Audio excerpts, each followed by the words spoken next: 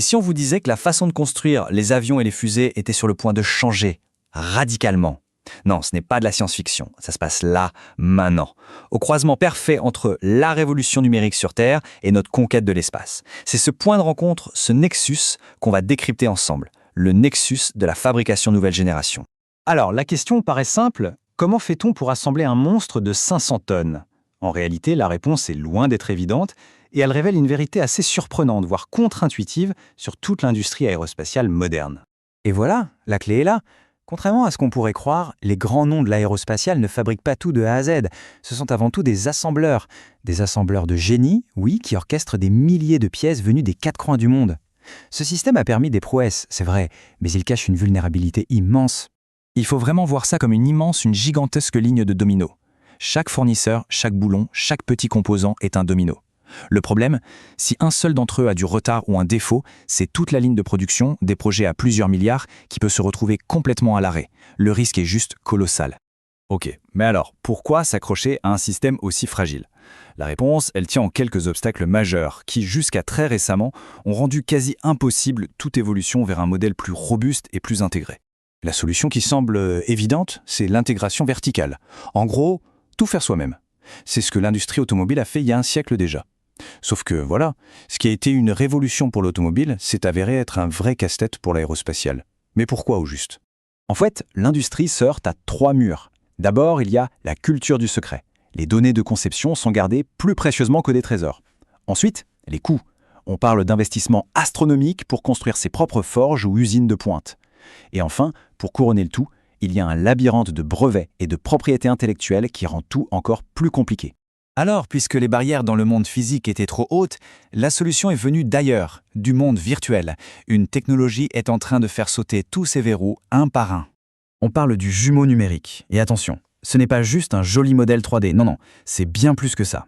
C'est une réplique vivante, une copie virtuelle qui évolue en temps réel avec son double physique, alimentée en permanence par un flot de données. De sa conception à sa fin de vie, absolument tout y est. En fait, sa puissance vient de la fusion de 3 éléments.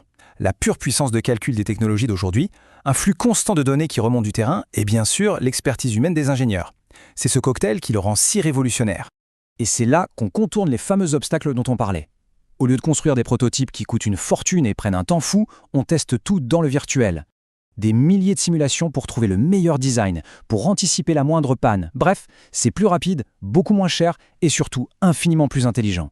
Et les résultats, ils sont bien réels, et même carrément spectaculaires. On parle de réduire de 80% le temps de test des matériaux, ou de diviser par 4 le temps de développement d'un nouveau produit. Ce n'est plus une petite amélioration là, ça change complètement les règles du jeu. Ok, donc cette révolution numérique est en train de tout transformer sur Terre. Mais la véritable nouvelle frontière, elle n'est pas ici. Non, il faut lever la tête, regarder vers le ciel, parce que c'est là-haut que se prépare la prochaine étape de la grande aventure de la fabrication. Là, on change complètement de monde. Sur Terre, on lutte sans arrêt contre la gravité. Chaque kilo envoyé en orbite coûte une fortune. Mais là-haut, en microgravité, on peut construire différemment, produire juste ce qu'il faut, quand il le faut. Fini la dépendance aux livraisons depuis la Terre, on vise l'autonomie. Et attention, ce n'est plus du tout de la science-fiction. La fabrication dans l'espace, ou ISM, c'est déjà en marche. Et ça commence de la façon la plus logique et pragmatique qui soit, en recyclant ce qu'on a déjà sur place, et en imprimant en 3D ce qui manque. L'exemple parfait, c'est l'expérience Refabricator sur la Station spatiale internationale. Le concept est juste génial. Les astronautes prennent leurs déchets plastiques, les transforment en matière première pour une imprimante 3D, et hop, ils peuvent imprimer une nouvelle clé à molette ou une pièce de rechange. C'est l'économie circulaire, à 400 km au-dessus de nos têtes. C'est ça l'autonomie dans l'espace. Donc si on résume, on a 2 révolutions qui se déroulent en même temps. Le jumeau numérique qui réinvente nos usines sur Terre et l'impression 3D qui nous donne notre autonomie en orbite. Et c'est précisément à l'intersection de ces 2 mondes que tout prend son sens. C'est là que cette image qu'on a vue devient limpide. Le jumeau numérique n'est pas juste un outil, il devient le nexus, le cœur du réacteur. Il tisse ce qu'on appelle un fil numérique ininterrompu qui relie le cerveau de l'ingénieur sur Terre, la chaîne de production au sol et l'imprimante 3D là-haut en orbite.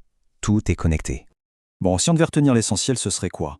Premièrement, l'aérospatiale est en train de passer de l'âge de l'assemblage à l'ère de la fabrication numérique intelligente. Deuxièmement, les jumeaux numériques sont le catalyseur de ce changement sur Terre. Troisièmement, la fabrication en orbite, c'est la clé de notre avenir d'explorateur. Et enfin, que la convergence de tout ça, c'est ça le véritable nexus de la fabrication nouvelle génération. Et tout ça, ça nous amène à une question finale, une question absolument vertigineuse. Si nos usines numériques sur Terre peuvent s'étendre de manière transparente jusqu'à devenir des usines autonomes en orbite, connectées par ce fil invisible, alors quelles sont les limites?